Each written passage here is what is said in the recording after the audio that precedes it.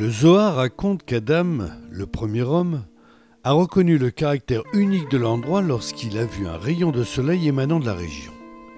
Il a donc creusé la grotte, dite de la Marpella, comme lieu de sépulture pour lui et Chava sa femme. Des années plus tard, Abraham a de nouveau découvert le secret. Il a décidé que lui et sa descendance devaient être enterrés là aussi. Il habitait Hébron et incita 3 fois auprès de Éphron le roi, comme il est écrit dans la Torah, pour racheter cette grotte comme pour certifier qu'elle serait à jamais la propriété du peuple juif.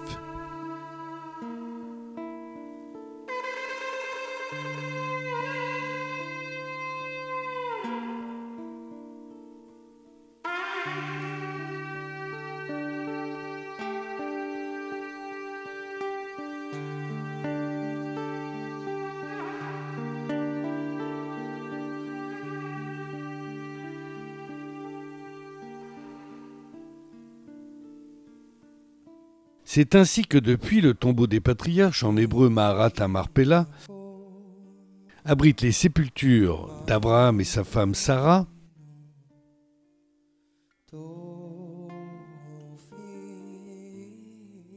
de leur fils Yitzhak et de sa femme Rivka, de Yaakov et de sa première femme Léa,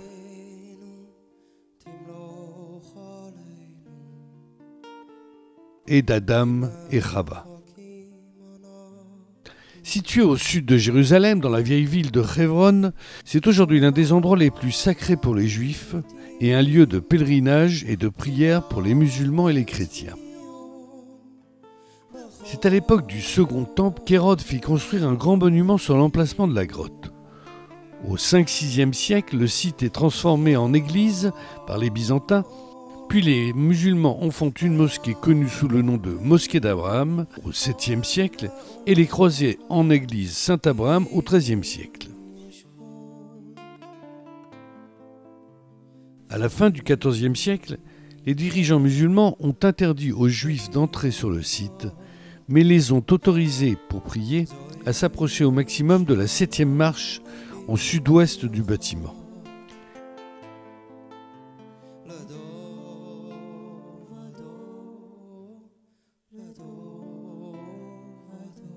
Il y eut une communauté juive à Hébron pendant des siècles. Cette ancienne communauté juive a été détruite lors du massacre de 1929 lorsque les Arabes ont pris d'assaut le quartier juif.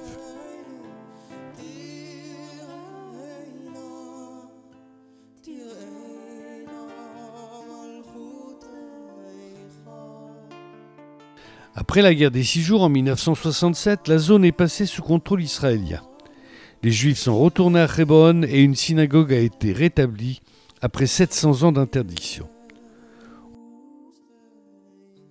Aujourd'hui, le lieu est divisé en 2 parties.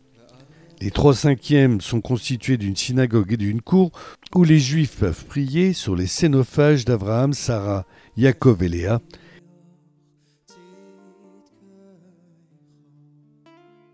Et les 2/5 restants comprennent la salle de prière de la mosquée, les cénophages d'Yitzhak et de Rivka, et de la seule entrée connue de la grotte.